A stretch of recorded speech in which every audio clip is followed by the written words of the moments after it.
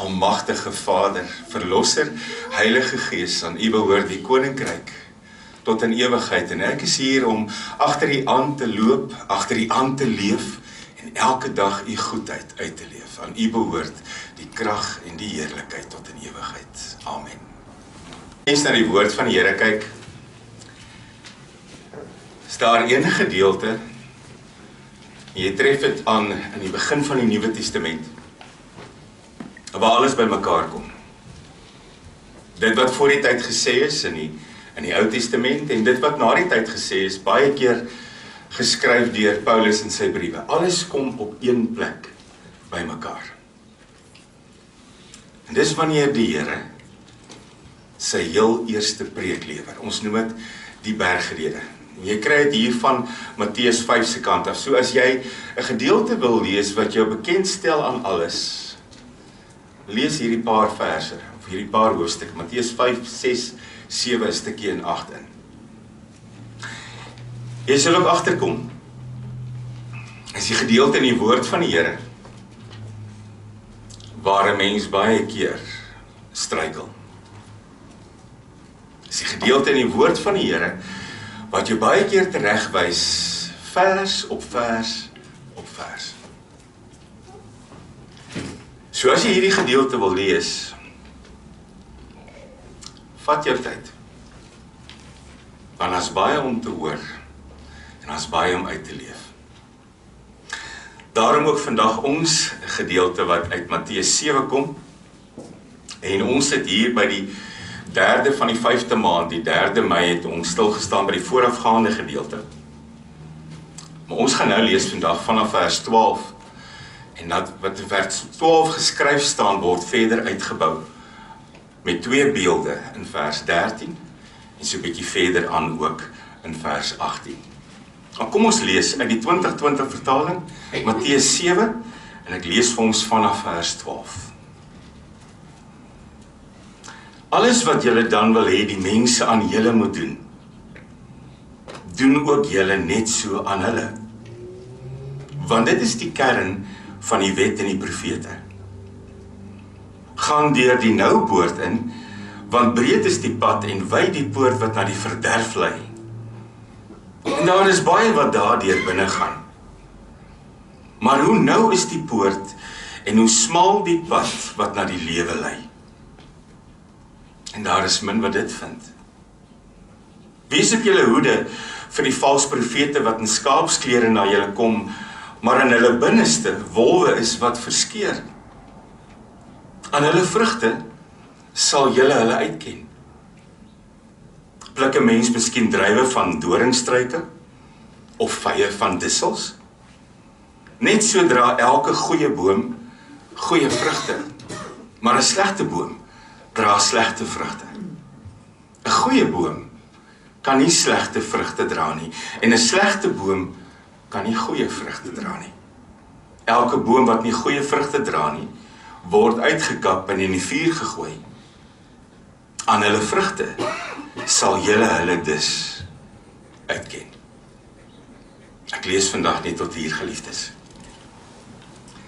Die voorreg is myne om saam met jou rustig te raak met die woord van die Here, maar voordat ons dit doen, terwyl ons so bly sit, kom ons sluit ons oë.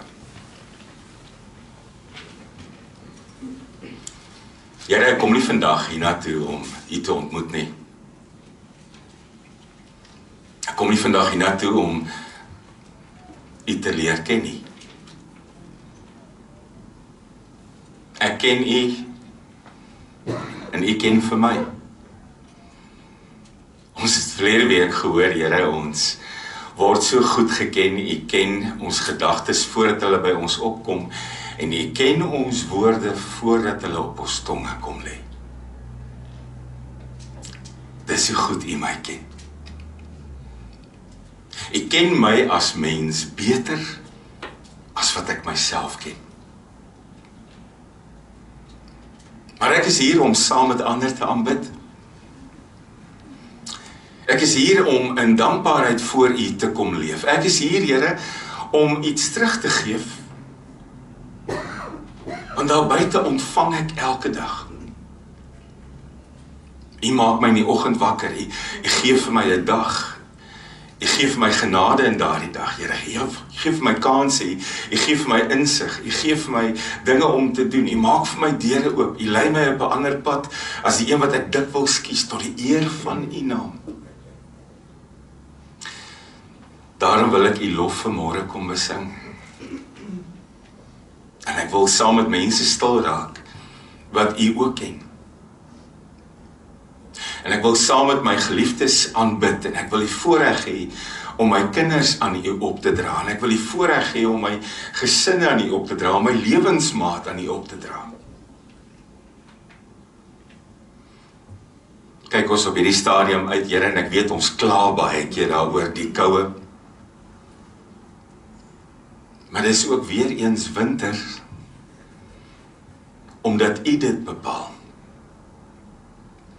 Geen menslike vinger draai 'n knoppie en 'n seisoen verander nie. U doen dit. Daarom, Here, ook in hierdie seisoen as die sneeu op die berge lê en die kaalgestrooptheid van die bome 'n ander tipe mooi, dan wil ek weer eens sing, o Heer my God, as ek in eerbied wonder. Dankie vanmôre vir die geleentheid om saam te kan aanbid. Dankie, Here, vir die kans om as gemeente dit te kan doen. Dankie, Here, ook dat met ons beplanning vir vorentoe, die ruimte wat ons, 'n nuwe ruimte wat ons kry waarom te aanbid, dat U ook ons daar sal lei, Here. Dankie dat U met ons kinders is, 'n paar dae in die nuwe kwartaal, in 'n week of 2 al klaar weer. Dankie, Here, dat U met ons geliefdes is. Maak nie saak of hulle naby is of ver is nie. Aan U kom toe alle eer. En dit wil ek vanmôre met woord en lied en gedagte en belydenis aan U kom vasmaak. Amen. Vanoggend dat jy jou oë oopmaak,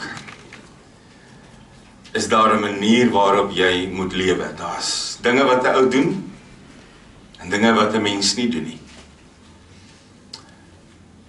Van die oomblik dat jy in die oggend jou oë oopmaak, is daar reëls wat jy moet nakom. En eintlik gaan dit oor so 'n bietjie onselfsugtigheid. Jy lewe terwyl jy mense om jou in gedagte hou.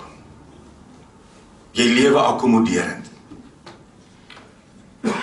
Jy staan nie op en gaan staan 2 ure onder die stort en gebruik al die warm water terwyl almal moet skoonkom nie. Jy gaan sit ook nie op 'n vreemde plek met jou foon en skrol terwyl almal wag om die plekkie te gebruik nie.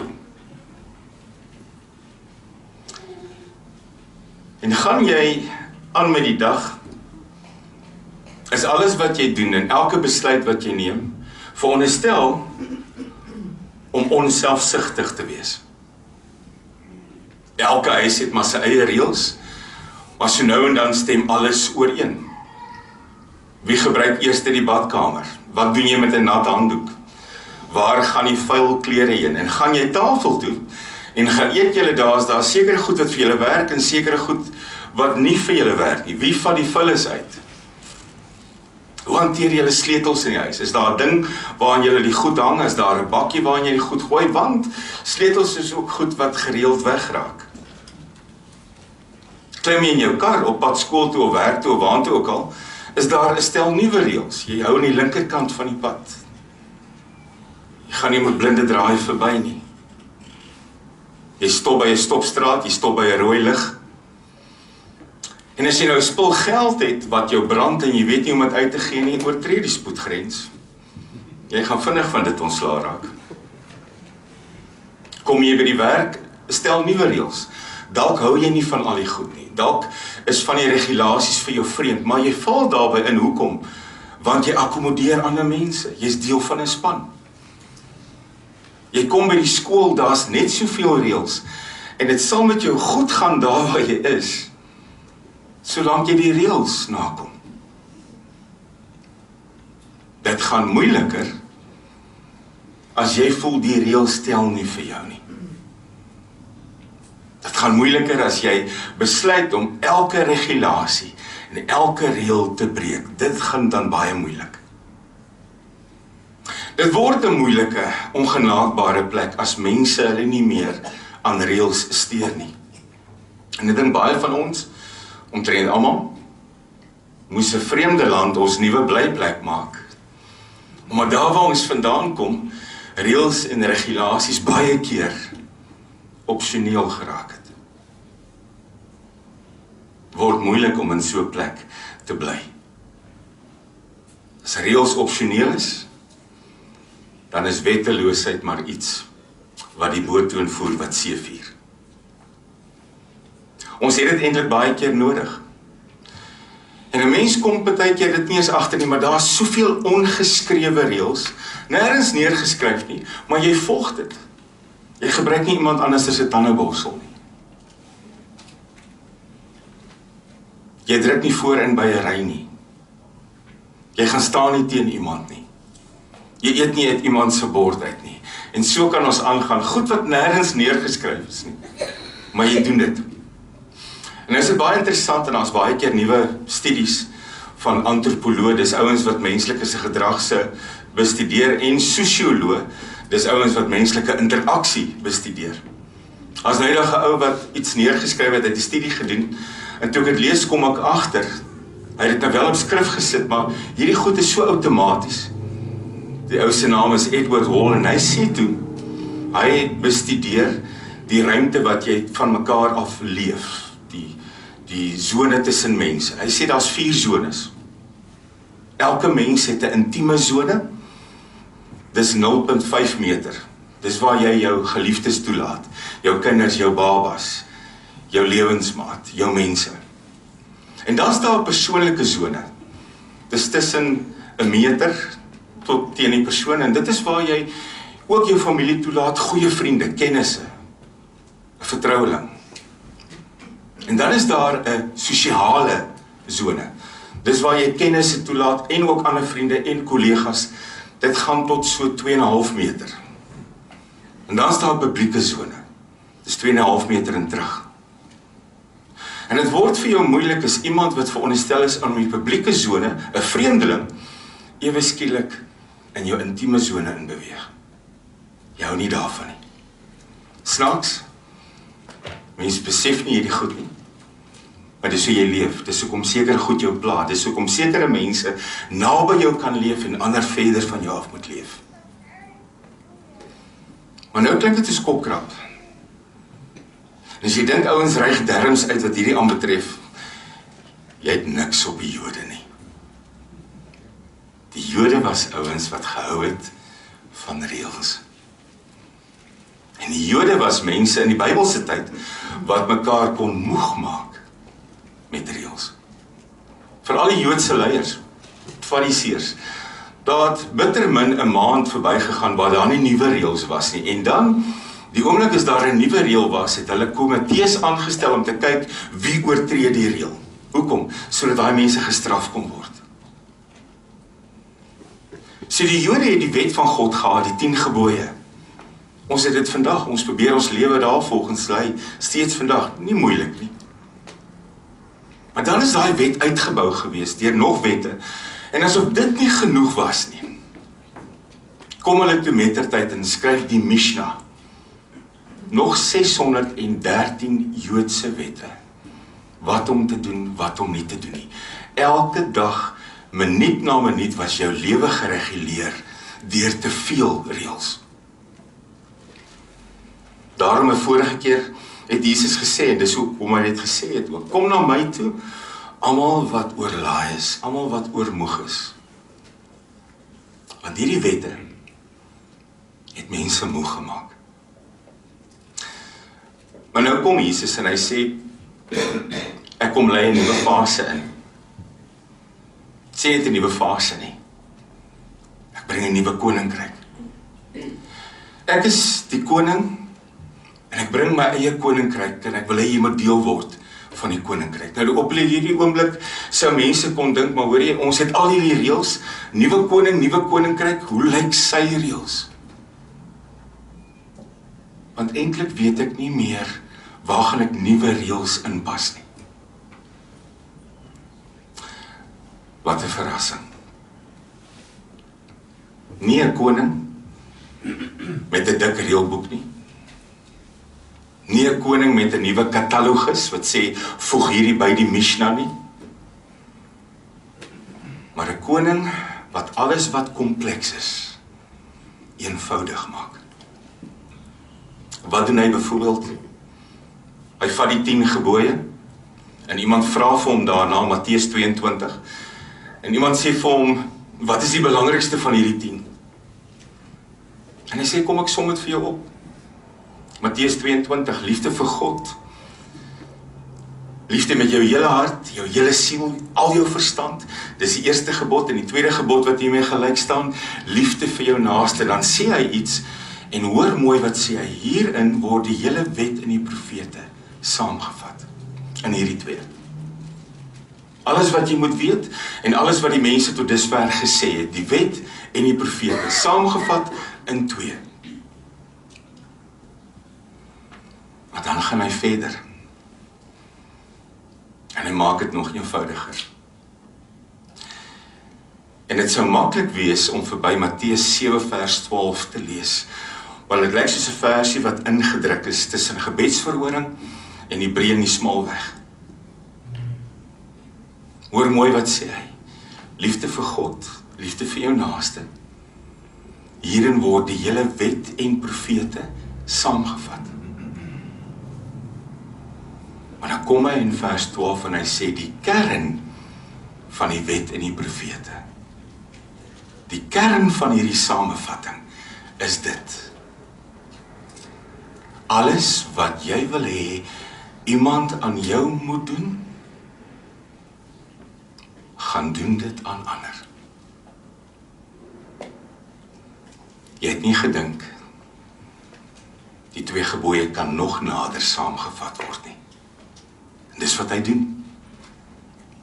Hy maak dit vir my moontlik om nog eenvoudiger te kan lewe.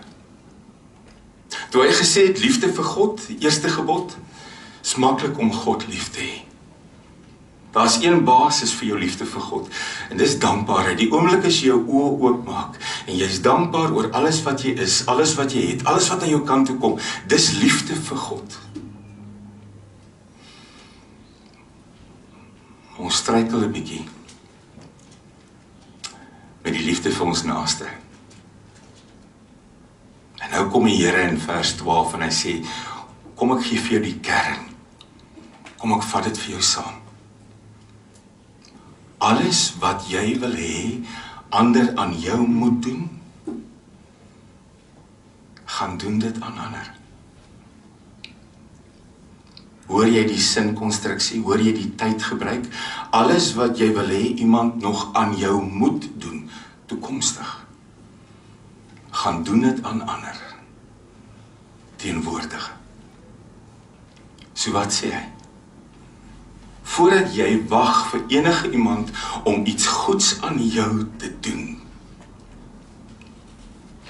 gaan doen dit klaar aan ander. Aan dieselfde persoon wat jy wag, dit aan jou moet doen, en ook aan ander. Alles wat jy graag wil hê by iemand anders, gaan doen dit eers. Waar het jy al ooit 'n meer duidelike definisie gekry van naaste liefde in die praktyk? Baie eenvoudig, maar glo vir my, glad nie maklik nie. Glad nie maklik nie. Hierdie is daai een beginsel wat die Here sê, hierdie is die goue reël. Alles wat jy wil hê aan jou gedoen moet word, gaan doen dit aan iemand anderster. Gaan sit by jouself en vra, hoe wil ek hê moet hierdie persoon teenoor my reageer? En as jy dit gekry het in jou kop, gaan pas dit toe op iemand anderster. Kom ons praat praktyk. Julle het 'n onderonsie gehad. Albei van julle voel sleg. Jy sal graag wil hê jou maat moet na jou toe uitreik, sodat jy kan reageer en sê ek voel ook so. Nou wag julle maar. Alles wat jy wil hê aan jou gedoen moet word, gaan doen dit eerste. Julle het woorde gehad, julle is dalk vriende, familie. Jy wag dat daardie persoon verskoning vra, sodat jy hulle ook verskoning kan vra. Jy wag al lank, want iewers het julle vergeet wat Jesus regtig vra. Daar's 'n misverstand tussen julle, daar's 'n ongemaklikheid. Julle kommunikeer nou al 'n wyle nie. En jy wens, hierdie persoon wil die telefoon optel en jou bel en met jou gesels sodat die ys gebreek kan word en julle kan praat. Alles wat jy aan jou gedoen wil hê, gaan doen dit aan iemand anders. Nou wil ek vir jou sê, is baie vreemd, baie wonderlik eintlik, dat die opdrag nie negatief geskryf is nie. Wat bedoel ek daarmee?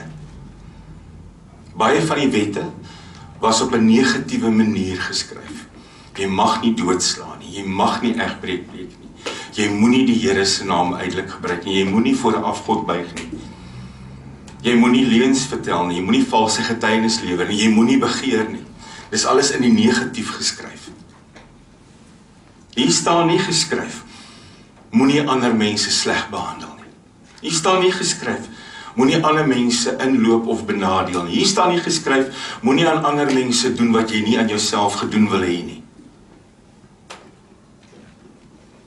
Hoe moeilik dit ook al is om 'n gebod in die negatief te kry, dis ook maklik om hulle te gehoorsaam. Hoekom? Want deur niks te doen nie, gehoorsaam jy hulle. As jy nie moord pleeg nie, is jy gehoorsaam. As jy nie egbreek pleeg nie, is jy gehoorsaam. As jy nie steel nie, is jy gehoorsaam. So deur dit nie te doen nie, is jy gehoorsaam. Maar nie hier nie. Die Here vra nie vir jou hier om niks verkeerds te gaan doen nie. Die Here vra van jou hier om die goeie eerste te gaan doen. Hoor jy die verskil? Die Here vra nie van jou hier om niks verkeerds te gaan doen nie. Die Here vra vir jou om die goeie eerste te gaan doen. Alles wat julle wil hê, ander aan julle moet doen, gaan doen dit aan ander. Wees eerlik met jouself. Hoe wil jy hê moet mense teenoor jou optree? Hoe wil jy hê moet mense jou behandel? Hoe wil jy hê moet mense reageer as jy smag na 'n tweede kans? Hoe wil jy hê moet mense optree as jy soek na vergifnis? Hoe wil jy hê moet mense optree as jy eintlik maar baie geduld met jouself nodig het?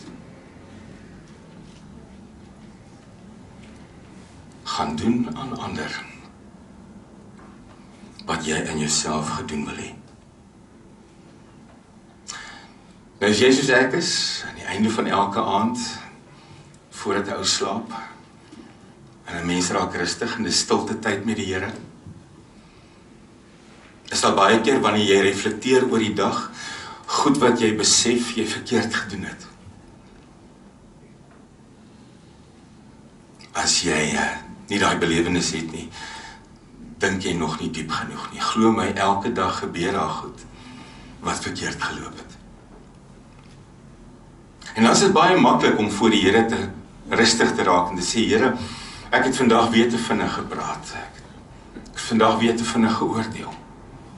Ek het vandag weer geoorreageer. Ek het vandag weer vergeet om te vergewe. Ek was vandag weer varksig. Ek het vandag weer so goed begeer dat ek vergeet het hoeveel goed ek regtig het. Jammer, Here. Vergewe my.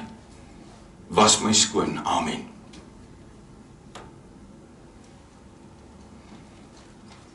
dink dit is tyd om dieper te praat. In plaas daarvan om net vergifnis te soek. Die volgende vraag. Het ek vandag mense behandel? En het ek vandag mense hanteer? Soos wat ek behandel wil wees? En dis 'n vraag wat 'n groeiende disipel vra. Dis 'n vraag wat iemand vra, wat regtig die krag en die leiding en die kennis en die insig en die vrede van die Here nodig het. Dit gaan nie net oor wat mag ek en wat mag ek nie doen en wat het ek gedoen en waarvoor vra ek vergifnis. Dit gaan oor, Here, het ek vandag geleef teenoor ander, soos wat ek wil hê hulle moet teenoor my leef. Ek wil weer eens sê, ware gehoorsaamheid is nie net om nie die verkeerde te doen nie. Dit is ook om die goeie eerste te doen. En dis hier waar die Here dan twee beelde gebruik, wat baie mooi is. Hy sê hierdie manier van lewe is nie die gewilde een nie. As jy deel is van my koninkryk, agter my aankom, gaan jy agterkom, hier's nie veel mense op hierdie pad nie. Hierdie is 'n smal paadjie. Die Griekse woord wat hier gebruik word, is nie net 'n smal pad nie. Dis 'n pad van verdrukking, is 'n nou pad, is nie 'n maklike pad om op te wees nie.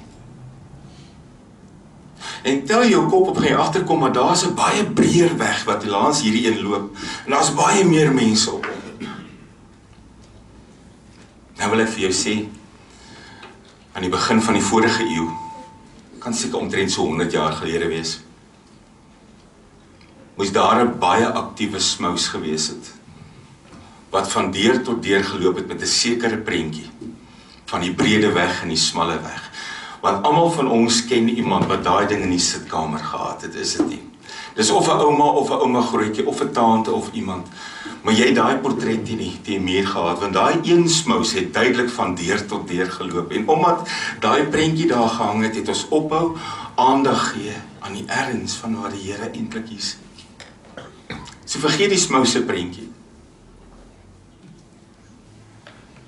Die Here sê, as jy hierdie beginsel toepas, gaan jy agterkom, jy is een van min mense wat dit doen. Toe ek en jy na hierdie land toe gekom het,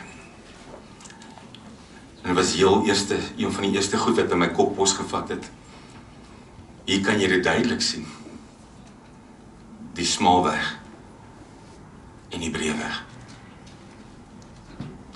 En die breë weg sonder Jesus, en die breë weg wat nie aan hom steur nie, en die breë weg wat niks met hom te doen wil nie, daar's baie. En in die breë weg vra mense, wat maak my gelukkig? Wat is my regte? Wat maak my lewe gerieflik? Wat wil ek hê? Dis die nou weg, waar mense vra, wat kan ek aan ander doen, wat ek aan myself gedoen wil hê? As jy hierdie beginsel kan toepas in jou lewe, ook as jy kwaad is, ook as jy die geleentheid het om iemand die kop te was, ook as jy die geleentheid het om iemand nie te vergewe nie, dink 'n bietjie. Hoe sou ek wou hê mense teenoor my moet optree? Gaan, sê die Here. Gaan doen jy dit eerste. Bring my by die tweede beeld, en ons kinders is besig daarmee op hulle werkborde. Die laaste beeld, en ek sluit daarmee af. Nie net die smaalweg en die breë weg nie. Ons is nie net saam met Jesus op pad nie. Terwyl ons op pad is, dra ons vrug. Ons is bome wat vrug dra. En hierdie gedeelte loop altyd vir my baie nou saam met Galasiërs 5:22-23. Die vrug van die Gees, ken jy dit? Ek wil nogal hê jy moet erns maak daarmee, daar's 9 vrug van die Gees.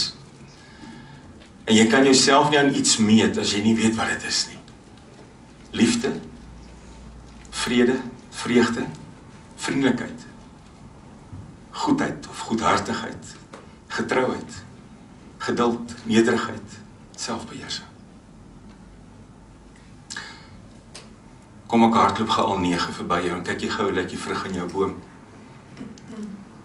Liefde, nie die tipe wat jou eerste sit nie, opofferende liefde, hoe lyk jy? Vreugde, vrede, kan jy op jou gesig sien, jy behoort aan die Here, of is die suurknol brigade maar nog deel van jou? Vriendelikheid, trek jy mense nader of stoot jy hulle af? Goedheid, goedhartigheid, gaan dit alles oor jouself of sien jy nood raak? Getrouheid, geduld, hoe lyk die geduld appeltjies in daai boom? Ek sien myne val partykeer af, hulle lê so klein daaronder. Nederigheid, selfbeheersing. Dan word hy ook mooi saamgevat, vers 18. 'n Goeie boom kan nie slegte vrug dra nie. En 'n slegte boom kan nie goeie vrug dra nie. Sluit af met 'n laaste gedagte. Ons weet instinktief wat goed is vir ons. Net soos wat jy weet, jy borsel nie met iemand anders se tande borsel tande nie, weet jy instinktief wat goed is vir jou. Ek ken niemand wat sê, "Sjoe, ek sien nou so uit daarna om uitgetrap te word nie." Ek ken niemand wat sê, "Ek kan nie wag om vandag verneder te word nie."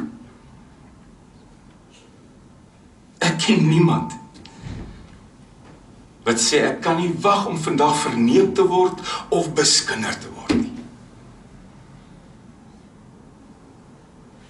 Jy weet wat jy wil hê. Jy weet wat goed is vir jou. Gebruik nou daai selfkennis en daai insig en gaan pas dit toe op ander mense. Die goue reël, die een beginsel. Alles wat julle wil hê, ander mense aan julle moet doen, gaan doen dit aan ander. So sê Jesus. Amen.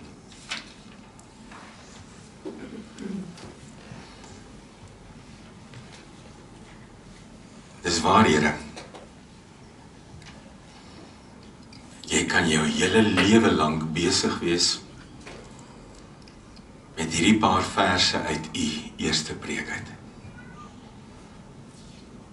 Dis woorde wat soms diep sny. Dis woorde wat diep raak. Dis woorde wat eintlik soos 'n spieël is, Here, en wat ek in hierdie spieël sien terugkaats is nie altyd goed nie. Vorm my deur u Gees. En Here, wanneer ek vergifnis vra en wanneer ek om genade vra, help my om dit nie goedkoop te maak nie. Dankie, Here, dat u voorbeeld van liefde my lewe gered het. Amen. Die seën van die Here en elkeen van u gaan in vrede. Die genade van ons Here Jesus Christus, die liefde van God ons Vader, en die gemeenskap van die Heilige Gees sal met die elkeen bly wees. Amen.